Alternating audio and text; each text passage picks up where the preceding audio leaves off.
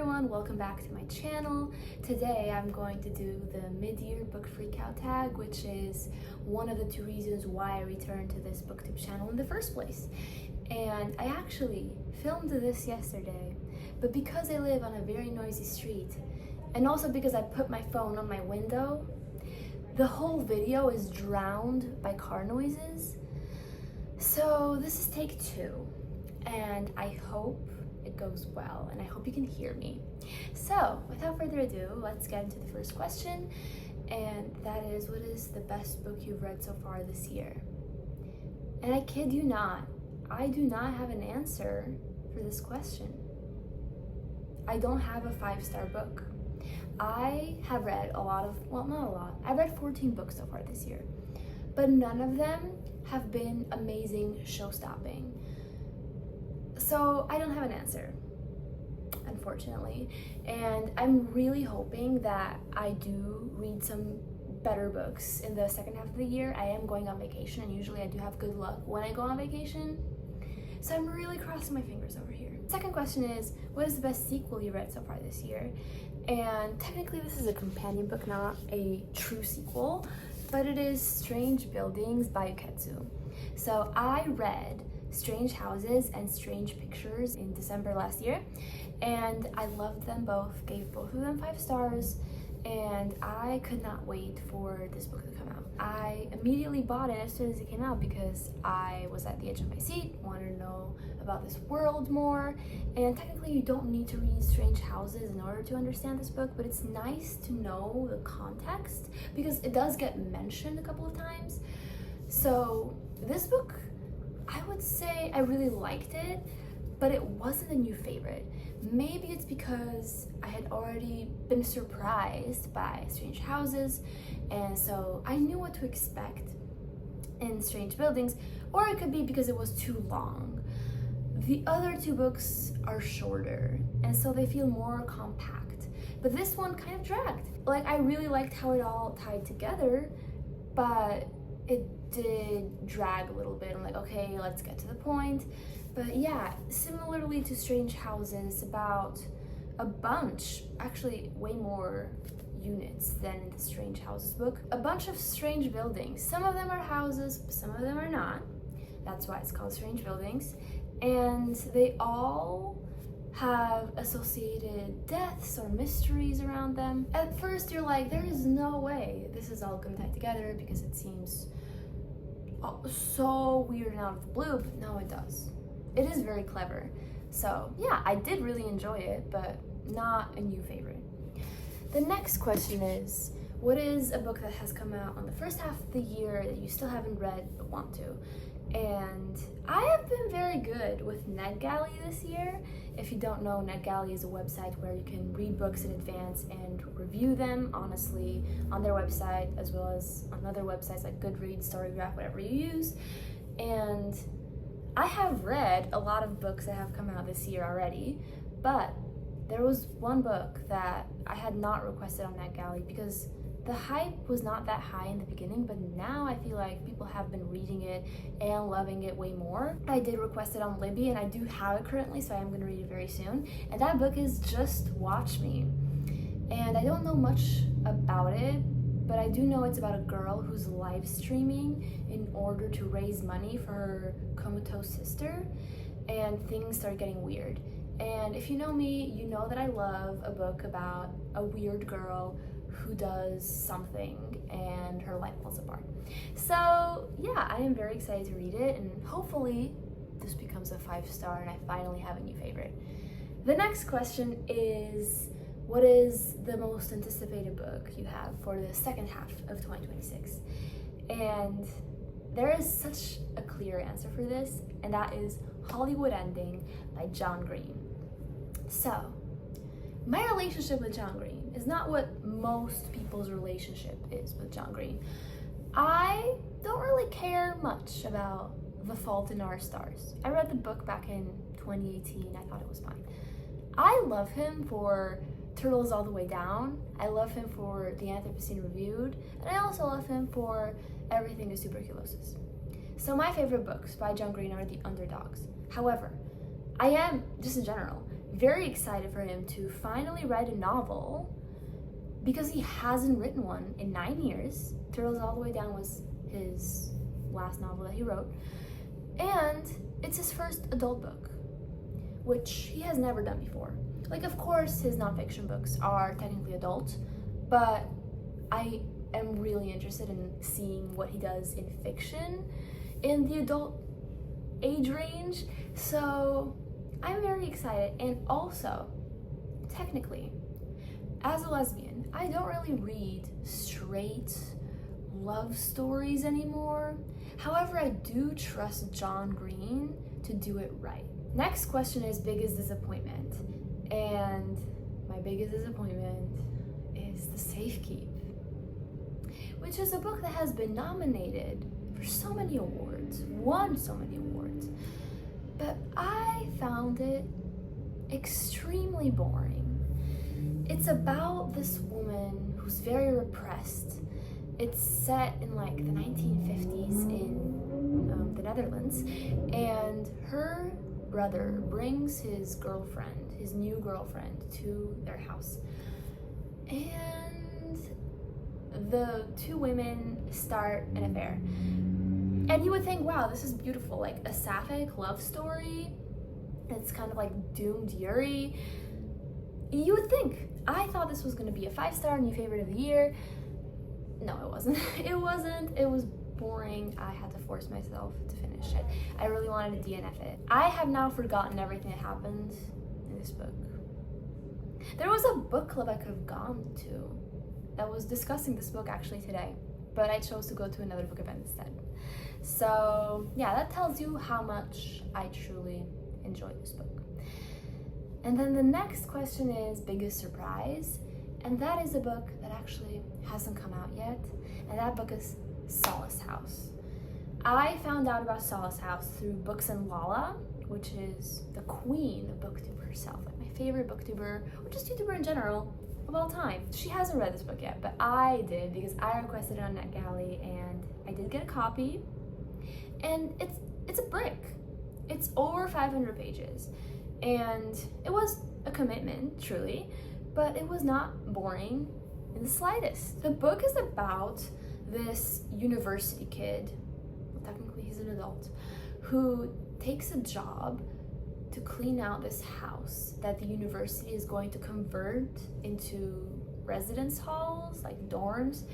And there's also a bunch of other university students who are doing the same thing. So it's a group of university kids. I keep calling them kids.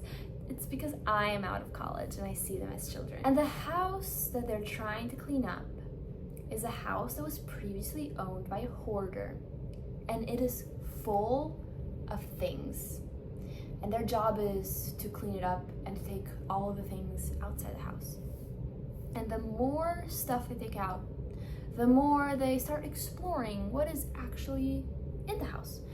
And things start getting very weird. That's where the horror begins, because this is a horror novel, a very long horror novel, which is not what we usually see, but it was splendid. And there are some critiques that I've seen about this book that I do agree with, which is why it's technically not a 5-star, and also I didn't really love the ending, but I understand it's a horror book.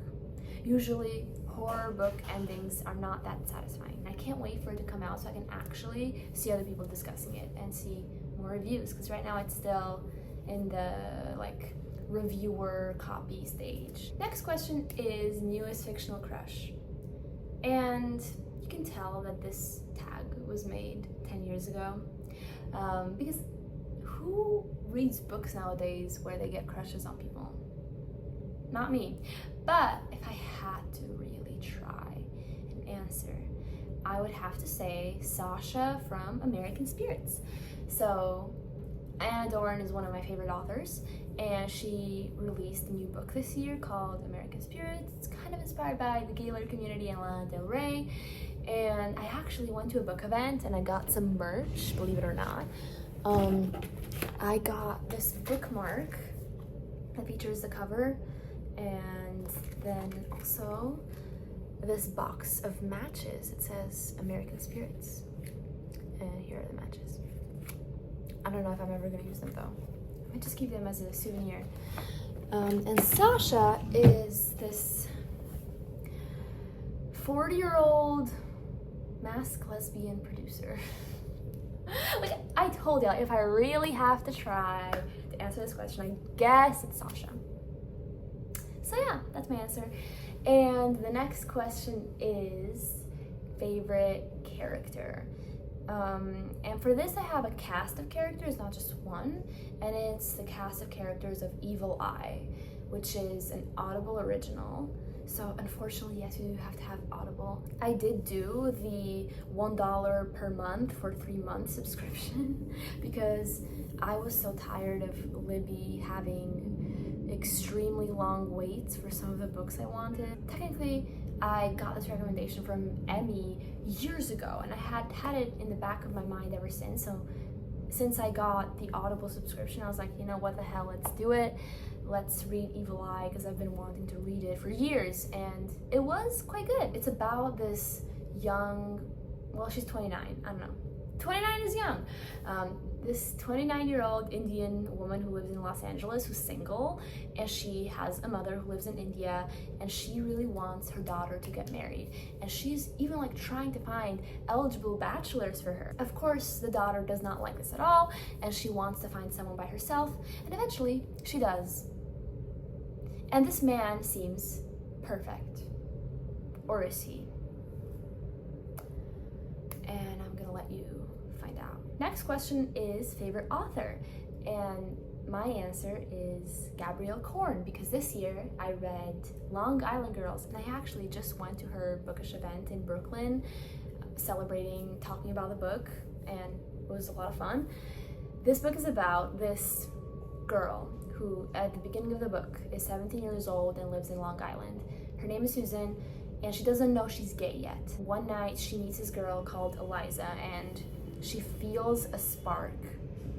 But unfortunately, their connection doesn't last long, because on the same night they have a fight and they don't meet again until like 10 years later. It's a beautiful coming of age story, coming into your identity story, because she discovers she's a lesbian, and then she also discovers how she wants to present, like what clothes, what style she wants to have. She is such a music nerd, and she even gets a job within like the music industry. She moves to Brooklyn when she finishes college, and you see Eliza coming in and out of her life, and every single time she's a different person. It was not the best book I've ever read. It didn't fully resonate with me and speak with me, and it could be because it's a very millennial book, and I'm not a millennial, and maybe that's why it did not resonate with me, because she was going through world events at ages where I was a child. Or like COVID when I had just freshly turned 18. But like the timelines did not match with my life, but that's fine. I can still appreciate a good story. I just didn't fall in love with it, and that's fine. Next question is book that made you cry, and that book is Atmosphere by Taylor Jenkins Reid.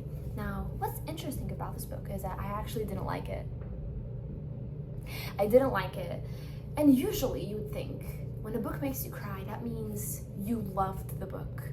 I loved The Little Life and cried at The Little Life. I loved The Well of Loneliness and cried at the end of The Well of Loneliness. And I also cried at the end of this book. But it was a middle of the road book for me. And just in general, Taylor Jenkins Reid is not my favorite author. I don't know if I'm going to continue reading her books, not going to lie. The reason why I picked this up is because I went to this book event back in December where you got a bunch of free books, and I was like, what the hell, sure, let's pick it up. And then months later, there was a lesbian book club in New York City that was reading this book for May, I think. And so I was like, let's do it. I already own it. And I went to the meeting, and I was one of the only people that didn't like the book, and it was kind of awkward, but I still contributed to the conversation. It's about these 2 women astronauts, and they are working for NASA, and they want to go to space so badly. Every time I think about this book, I think of that Olivia Rodrigo quote where she says, if you want to go to space, I'm not dating you. These 2 women really want to go to space, so they were made for each other. And the stakes get very high towards the end, which is what induced my tears. But I also was going through a lot during that time, was suffering a lot with depression. I feel a little bit better now. And then a book that made me happy is The Secret of Secrets by Dan Brown, which is his newest installment in the Robert Langdon series. Now, I loved Angels and Demons and Da Vinci Code back in the day, but his other books are not my favorite, and they're kind of repetitive and forgettable because of that. But I hadn't read a book by him in 6 years. So when this book came out, I was like, I do want to give him another chance because I feel like reading it now with fresh eyes, I will enjoy it. And I did actually. It was a lot of fun. Of course, like Dan Brown is not trying to write masterpieces. They're just fun thriller books that keep you engaged the entire time. And this one did accomplish the mission. I was very engaged.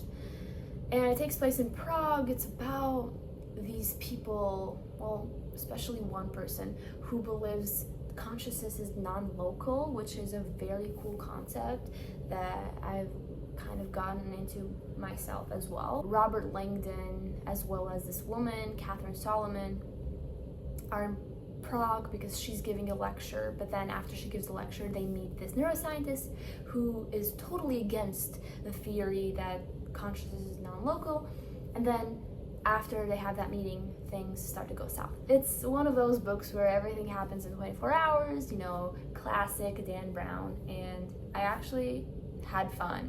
Some people didn't have fun, but that's okay. Like, don't rain on my parade. Next question is, what is the most beautiful book you bought? And technically I didn't buy it. I won it at a raffle at the New York City Dyke March fundraiser. And yes, I won one of the prizes. I know it's extremely lucky of me. And that book is Unsuitable, A History of Lesbian Fashion by Eleanor Medhurst. And I am currently reading it, but I think I'm gonna take my time with it because it is a bit dense. It kind of reads like a textbook. Eleanor Medhurst is a lesbian fashion historian, and she details how lesbian fashion has shifted throughout history. She starts out with Sappho, and she continues with other figures in history that were lesbian, or there were lesbian speculations about them. Like I read about Anne Lister. But yeah, I'm only at the beginning, so I still have a long way to go, and I'm excited for it to go more on like present day. Like, it even mentions TikTok. Last question is, what is a book that you still need to read by the end of the year? And that book is We Love You Bunny by Mona Awad. I reread Bunny for the second time when I was on vacation last year because I wanted to prepare for We Love You Bunny. And I did buy the book when it came out. I even went to the author event in New York City. I met Mona Awad. It was a lot of fun. And then I made the mistake of bringing that book home with me when I went home to Ohio for Thanksgiving. And I brought this book and Calabasas, ended up reading Calabasas. And then I thought, oh, I'm gonna read it when I come back for winter break. I came back for winter break, didn't read it. And I was like, oh, I'll read it when I come back for spring break. Came back, did not read it. I'm a little scared because the reviews are not that great, but I'll still read it. I still want to know what happens. That is the end of the mid-year book freakout tag. And I hope you liked it. I really hope I find 5 stars. And I hope I have a favorite books of the year video, because can you imagine going through an entire year and not having books to talk about for the favorite books of the year video? That sounds so scary. So yeah, see you guys next time, hopefully in December.